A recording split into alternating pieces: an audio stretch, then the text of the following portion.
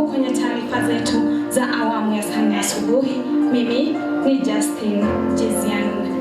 Na kwenye vidokezo ni kuwa wakazi wa mashariki waibua swala kuu kuwa huenda asili ya Yesu ikawa iko huko magharibi mwa Kenya. Kongamano la Jane Josh yakamilika siku iliyopita. Na kwingineko, mwanamke mmoja Konradi aliripotiwa kumwandalia mumeo ugali kwa kitabu kitakatifu na mkaribu. Magharibi mwa Kenya kwa kimombo Western Region imetambulika zaidi kwa vituko vyao, kwani kila uchao watu hujitokeza huku wakidai kuwa wao ni familia ya Yesu. Kwanza tulimwona Yesu wa Tongaren, baadaye kukafuata Maria mama wa Yesu wa Busia, na hivi sasa tunamwona Mungu wa Kakamega.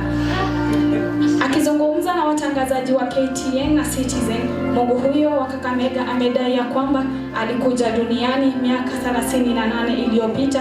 Hata hivyo amedai ya kwamba licha kuwa yeye ni binadamu, ni mwanadamu, yani yuko hai, amedai ya kuwa yeye hajawahi kwenda haja hata siku moja. Hata hivyo alidai ya kwamba katika country yetu ya Kenya wengi Konradi Nanza Konradi. Magharibi mwa Kenya kwa kimombo Western Region imetambulika zaidi kwa vituko vyao, kwani kila uchao watu hujitokeza huku wakidai kuwa wao ni familia ya Yesu. Kwanza tulimwona Yesu wa Tongaren, baadaye tukafuata Maria mama wa Yesu wa Busia, na hivi sasa tumemwona Mungu wa Kakamega.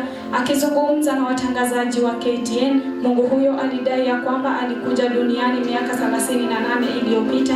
Hata hivyo alidai kuwa hajawahi kwenda haja. Pia aliongeza kuwa anahitaji ulinzi, kwani hapa kwetu Kenya hata wakilishi wadi wanalindwa. Nashangazwa zaidi, kama Mungu mwenyewe ni ulinzi, vipi tena Mungu ataitisha ulinzi? Na kwingineko, tarehe 25 mwezi wa 11 mwaka 2025 itasalia historia kwa waumini wa PGBC Tajika Pure Gospel Believers Ministry, ambapo kongamano la uzazi wa Joshua Tajika kwa jina Jane Josh ilianza. Hata hivyo, siku hizo tatu zilikuwa za baraka zaidi, kwani tuaminifika kuwa mkono wa Bwana ulionekana. Watumishi wa Mungu waliwarai vijana wa kizazi cha Jane Josh kuwa vielelezo katika jamii. Na kwingineko, mwanamke mmoja alipotiwa kumwandalia mumeo ugali kwa kitabu kitakatifu katika kata ndogo la Teso Kusini, kaunti ya Busia. Mama huyo alidai ya kwamba ni mazoea ya mumeo ambaye ni mtumishi wa Mungu kuondoka nyumbani kila uchao kwa madai ya kuwasaka kondoo waliopotea. Hii leo mambo yalimwendea mrama. Baba mtu alirejea nyumbani kama ilivyo ada yake na rafikiye tayari kupata chakula, lakini mambo hayakuwa kama alivyotarajia. Baada ya kunawa mkono, mezani kulitandikwa chakula, ila alistaajabu, kwani hakukutandikwa ugali kwa kitoweo, bali ilikuwa ugali kwa kitabu kitakatifu, yani Biblia. Mama huyo alisadiki ya Paulo ya kwamba mtu anapaswa kula jasho yake. Hivyo basi alimwandalia mumeo ugali kwa kitabu kitakatifu, kwani jasho la mumeo kama mtumishi wa Mungu ilikuwa kule.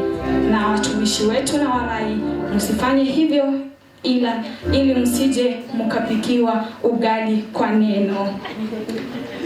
Na kwenye wajua kuwa mwanamke akila udongo wakati mjamzito ana uwezo mkubwa wa 99.9% wa kujifungua mtoto atakayefanya kazi ya mjengo? Na hapo bado ninaenda kwenye burudani, usikae mbali.